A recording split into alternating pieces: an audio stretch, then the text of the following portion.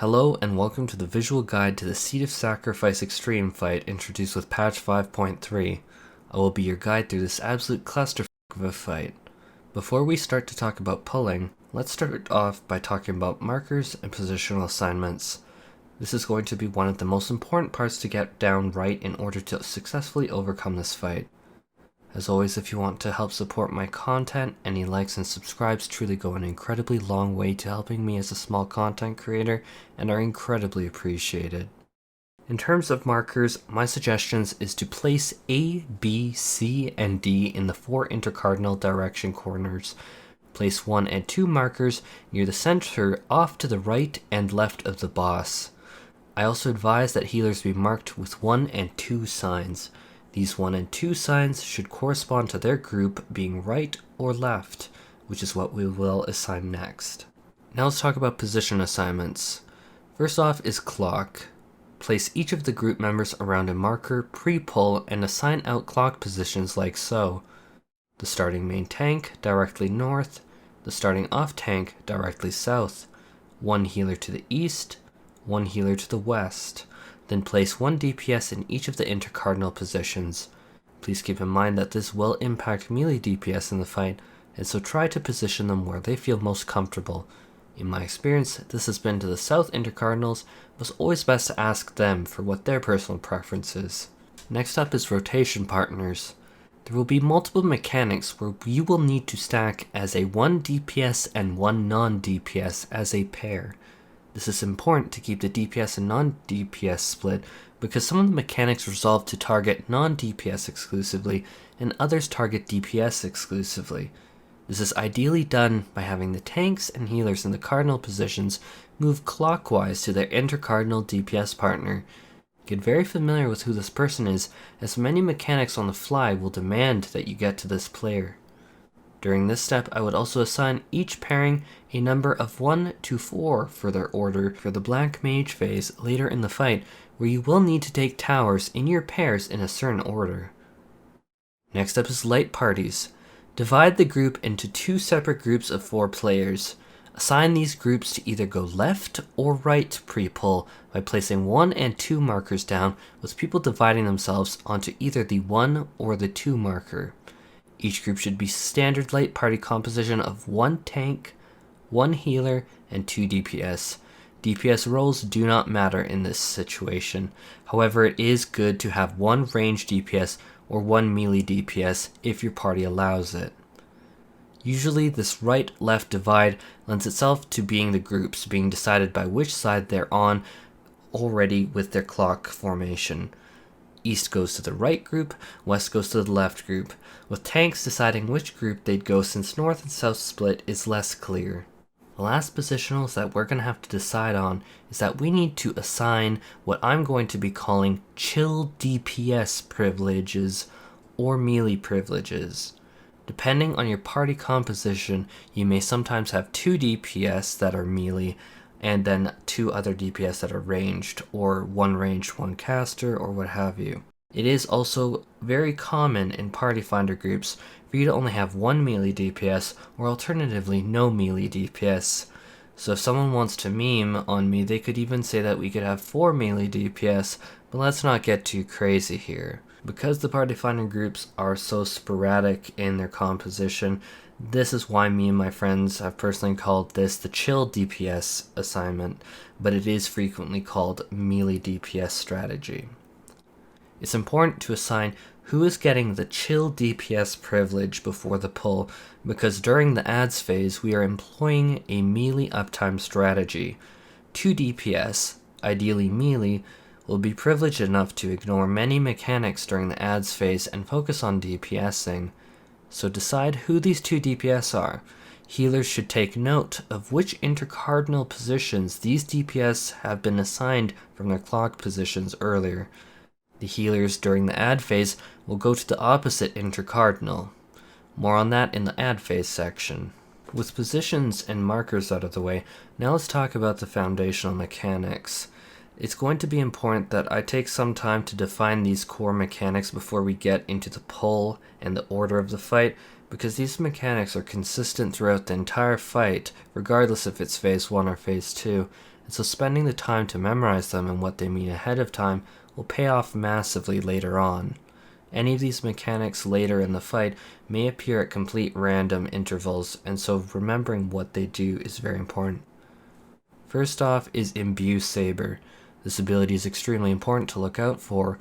As soon as you see the Warrior of Light begin to cast this ability, look directly at his model and see what element he is surrounding himself with. This will result in a total of 4 potential different effects based on which 4 elements he imbued his saber with. We have Fire,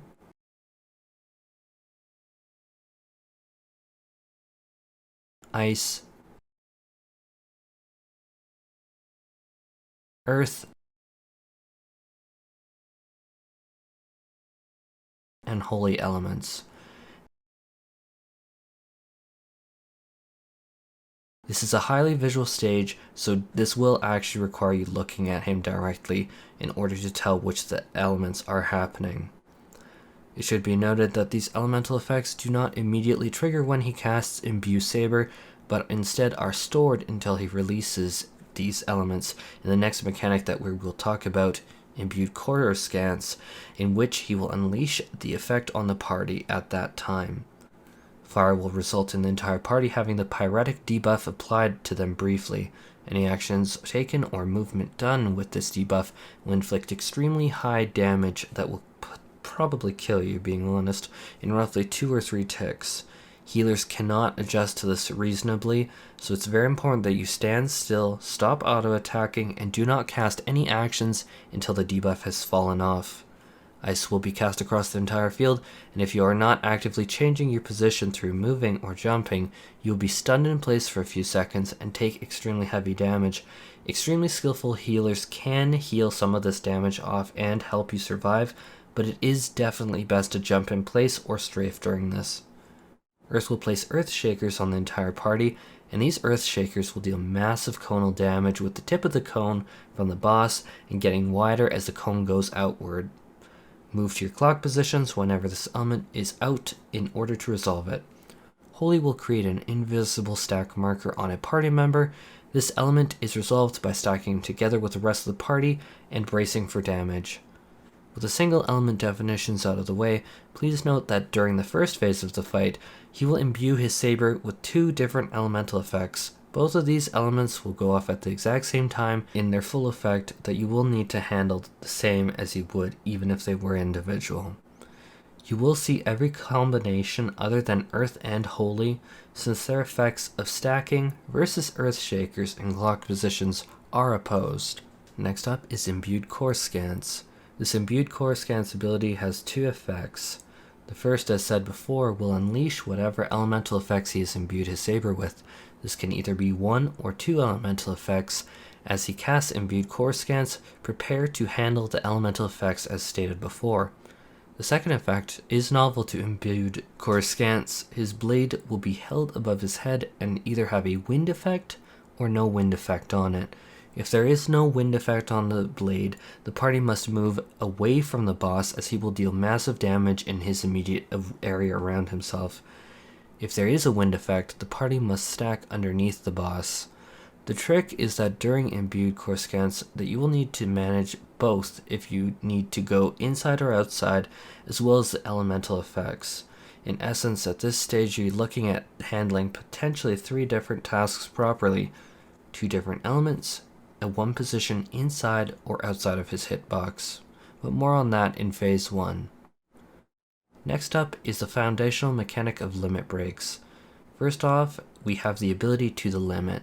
This is a special ability that when the boss casts, it will fill up their limit break gauge to either 1, 2, or 3 bars. 4 is exclusive for enrage and phase changes. This, however, similar to Imbue Saber, will not immediately execute the limit break when the cast is finished. Instead, the boss will cast the limit break at a later time. However, when the time to limit is cast, it is important to take note of how many bars there are, since this will determine how you will handle the mechanic later on when he does cast the limit break. Limit break 1 will target 1 healer, 1 tank, and 1 DPS and do a very wide cleave that is slightly wider than normal Earthshakers. The party should be split into 3 groups based upon roles.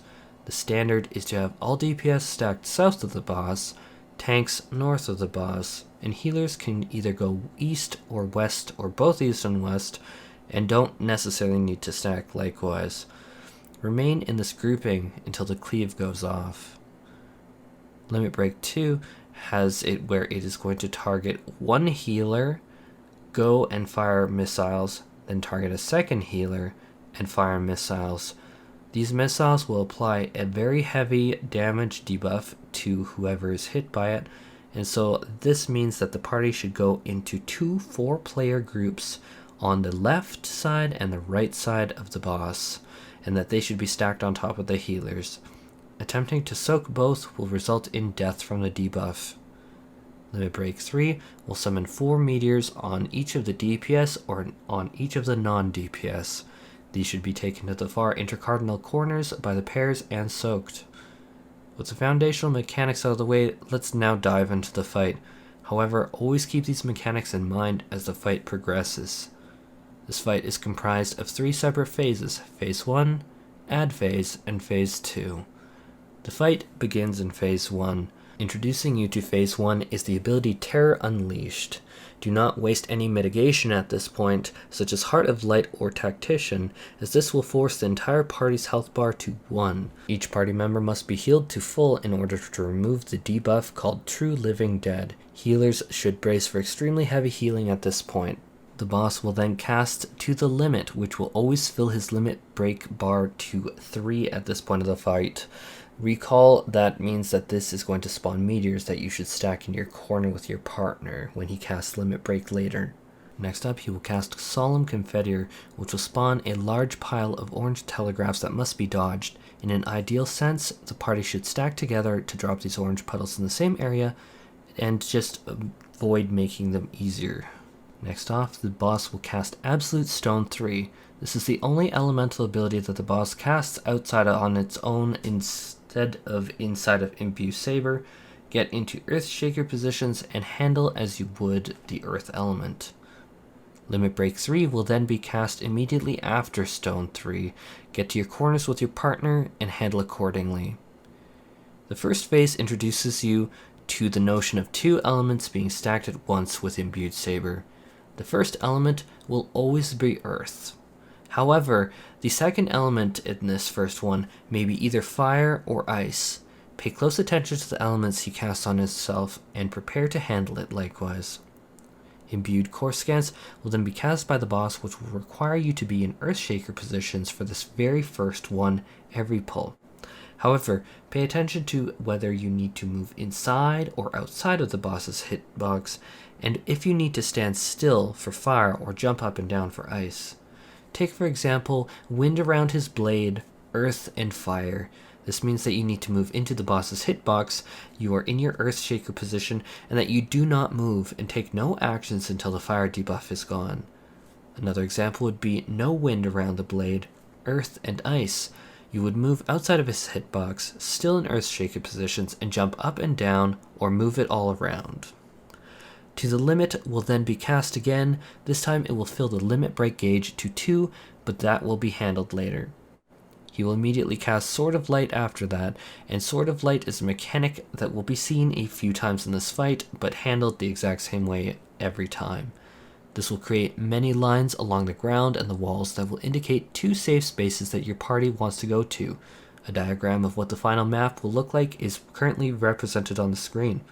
What I personally like to look for is on the walls, then see which walls are lighting up, and if a sword has crossed the wall, that wall is going to be lit up and hence not safe. So I go to the last wall that is not lit up and doesn't have any swords crossing it, and slightly off center, since there will be a triangle at the center of that wall even. The trick for this first Sword of the Light is that there is also a stack marker, so head to the safe spaces located and soak the stack marker with the group.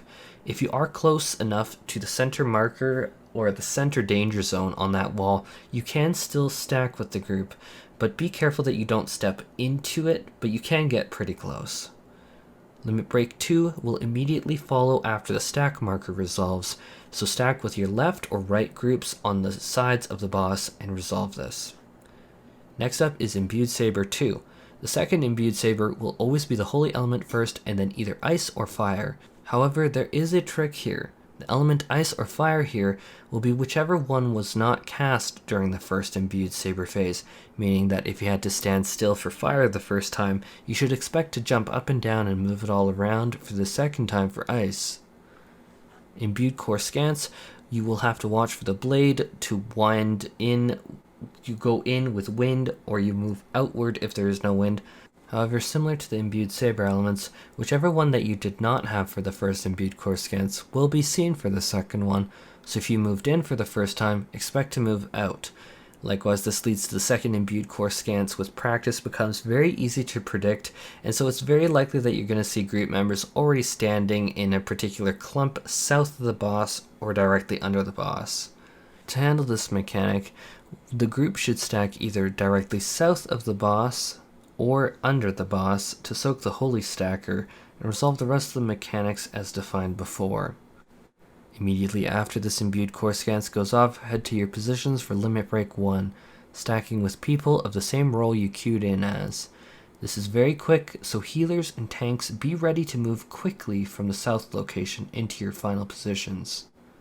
The bitter end is next up and will be an extremely painful tank buster, but it should be one that shouldn't require too much, like you shouldn't cast invulnerabilities, like Super Belied should not be necessary here.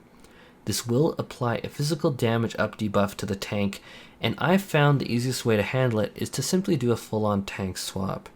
Healers should brace ahead of time for shielding and healing, but the reality is for a tank buster this isn't going to be super hard hitting, so I wouldn't worry about doing things like crit low and stacking in dom and all the rest. Next up, the boss should be casting Summon Worm, which will summon Bahamut onto the north side of the field, and only the north side, so don't worry about looking elsewhere. He will either be to the far left or the far right of the field. Prepare to move out of the way as Bahamut moves vertically across the field and will do very high damage. At the same time, you will see solemn confetti or orange markers on the ground. Simply avoid these as you would normally. At this same point of time, as Bahamut is going across the field, as these orange markers are resolving, Absolute Flash is going to be on a single target party member. This is an eyes mechanic, and so you should try and turn away from this target with eyes on them. Anyone that this mechanic hits will have a damage down debuff applied to them. The party member with the eyes on them should attempt to move to a corner away from the boss, or basically where the party members will easily be able to look away and DPS the boss without getting this. In the worst case scenario, with the eye marker in a strange position, you can view the cast bar on the boss's Absolute Flash ability and turn away right before the cast finishes to avoid the damage down debuff. Eldragon Dive is going to be the next ability, which is a very painful party-wide AoE. Healers should brace for impact when it begins to be cast, and then this will reappear again in the second phase.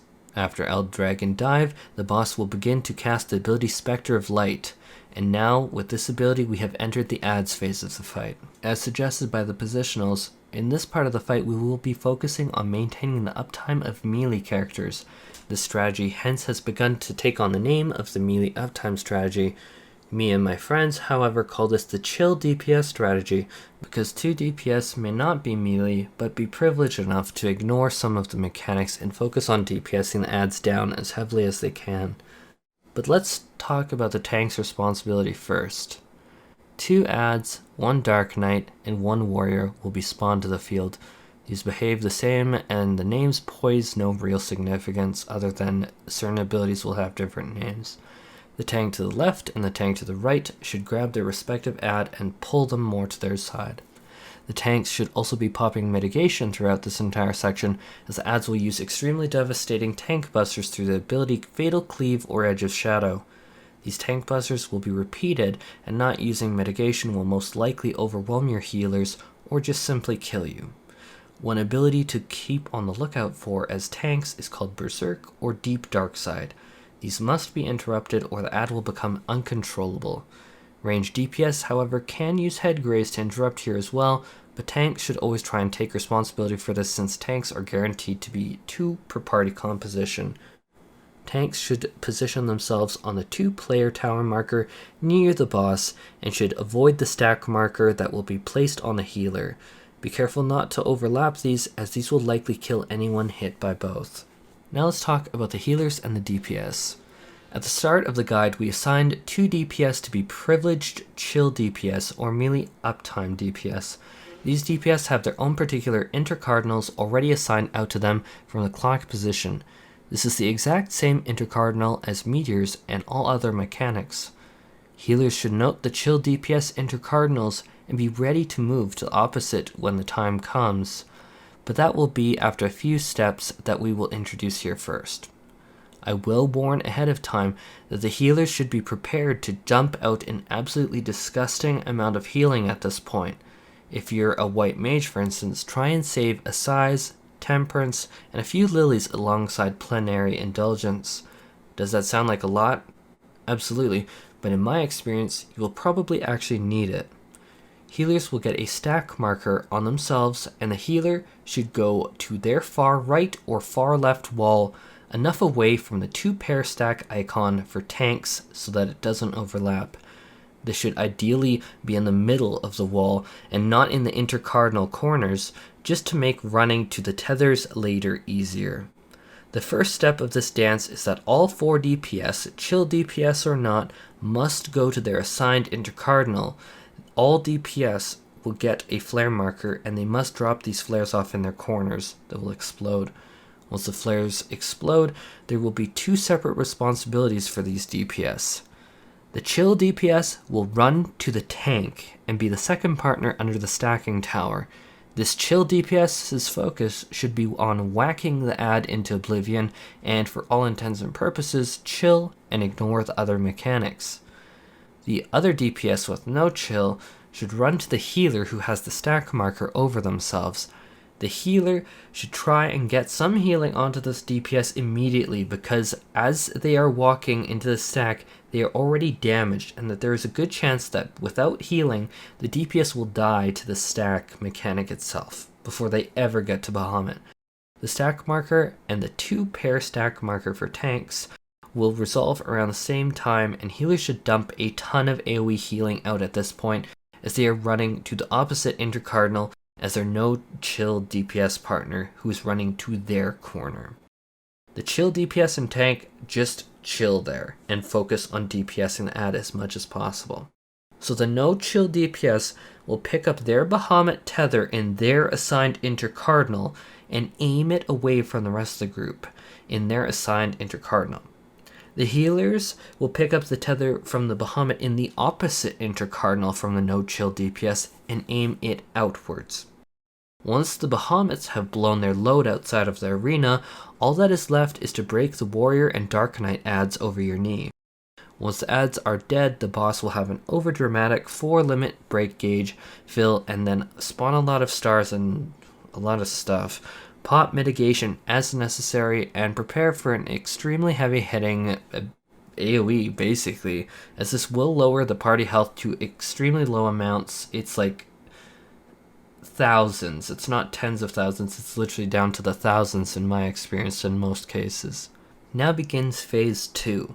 At this point of the fight, any of the limit breaks and any of the elements may appear in any order during this part of the fight, and that's why remembering those core mechanics is so important. However, there are 5 new mechanics that we will see here. 4 of them correspond to summoning a particular warrior of light, either a summoner, a dark knight, a black mage, or a ninja, and the 5th is Quintuple Cast that we will explain after the Warriors of Light. Which Warrior of Light is spawned can be planned for to some degree by the boss's ability first used. Imbue Saber first cast indicates a summoner or ninja will be summoned. To the limit indicates Dark Knight or Black Mage will be summoned. Now let's get into the details of each of these. In terms of the summoner will spawn 4 epic Bahamuts into the intercardinals of the field. Each Bahamut will have a tether. 4 players will be targeted with red markers. Red markers indicate conal AoE effects from the boss. These must not overlap with Bahamut tethers or each other. These should be taken to the assigned cardinal position by the players indicated by the red markers. Players not targeted by red markers must take the Bahamut tether from their assigned intercardinal. After the first set of markers has gone off, there will be a second set. Trade places with your partner, and if you have the red marker now, go to your cardinal. If you do not have the red marker, save your partner by taking their Bahamut tether. Always keep in mind that you should be either taking the red marker or the Bahamut tether at any given time, not both, and that there will be a swap. The Dark Knight will target 4 players with red markers, and they must go to their assigned intercardinal position and drop these markers off. These will become extremely large and deadly spheres that must be avoided or will wipe the party. Dodge the orange puddles as necessary, ideally baiting them in the middle to make them easier to dodge. There will then be 3 players marked with flare markers. Flare markers must split and should move to their cardinal direction, avoiding the circles in the intercardinal corridors as the rest of the party stays in the middle and prepares for heavy healing and mitigation. The Black Mage phase requires a lot of close attention, so as soon as you see the Black Mage spawn, keep your eyes peeled out for the order of how the stack towers are spawned into the arena. Using the pairing assignments decided before the pull, pairing 1 will soak the first tower, pairing 2 the second, pairing 3 the third, and pairing 4 the fourth tower. Then pairing 1 will soak the 5th tower, pairing 2 will soak the 6th, pairing 3 the 7th, and finally pairing 4 the 8th. The way that you should think about that is you are going to be taking your first number that you were assigned with your pairing and then adding 4 onto it. This gives it so that you have enough time for a fire vulnerability debuff to fall off of you. Otherwise, if you try and soak them too quick and you have this debuff, you're just going to be wiped as the tower falls. And so one way that you can look out for cardinals as they spawn is that you can assume that it's going to be cardinals that spawn first. So you have 1, 2, 3, 4 cardinals show up. And then you can look at the intercardinals and then go 5, 6, 7, 8. And then you know, based upon those numbers, which ones that you're going to go for. Next up is the Ninja. The Ninja will require you to stack as a group under the boss for solemn confetti or orange puddles to bait and dodge. Move outwards and get to your intercardinal spot with your partner close by the boss. You don't need to fully go to the corners. You should stay, ideally for melee uptime, close to the boss as you can at that point. But as soon as the orange puddles resolve, the confiteors will have their animation appear just before the stack marker first appears on your pairs. This, before the stack marker appears, is where I personally pop my knockback prevention skill, just because you want to avoid being knocked back by the tidal wave. This will allow you to completely ignore which direction the tidal wave is coming from and already be set with your partner for the stack mechanic that will then resolve after. The last major mechanic that we need to talk about is Quintuple Cast. This is going to cast 5 spells that you've already seen before this fight in an extremely quick volley. The order is random, and you will therefore need to pay close attention to the markers that appear above your character's head, minus the eye marker that only appears above one person's head. There will be fire, ice, earth, stack, and eye markers. My suggestion to make this way easier is to move in right under the boss, extremely snug, but in your clock position, and this will let you resolve both earth shakers and the stack cleanly, allowing you to focus your mental resources on ice or fire at that time, jumping up and down for ice and standing still for fire and looking away from the direction of the party member for eye. The main thing about this mechanic isn't that it's hard because you have already seen the mechanics. The mechanics aren't what makes it hard. It is going to be more than remembering the order and keeping track. So with the major mechanics laid bare, let's give a timeline of this second phase. In general, I will say from the onset that the DPS check for this fight is extremely low and that I would not overstress on it. Enrage comes after you see all 4 of the Warriors of Light, the Summoner, the Ninja, the Dark Knight, and the rest. That is when you will see Enrage, is after all of them. The order of the mechanics is that you will first get a Warrior of Light of Summoner, Ninja, Dark Knight, or Black Mage, but remember that you can tell which 2 are coming based on the boss's first ability used. Imbue Saber indicates summoner or ninja will be summoned.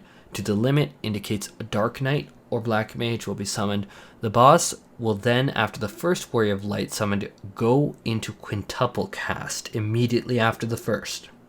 This Quintuple Cast will immediately go into Sword of Light once it resolves. But unlike the first, you will not have a stack marker. Instead, this will have Eld Dragon Dive, which in reality doesn't change that much because you're still going to have insanely high damage to the entire party anyhow. Maybe even more damage than the stack marker, but I digress.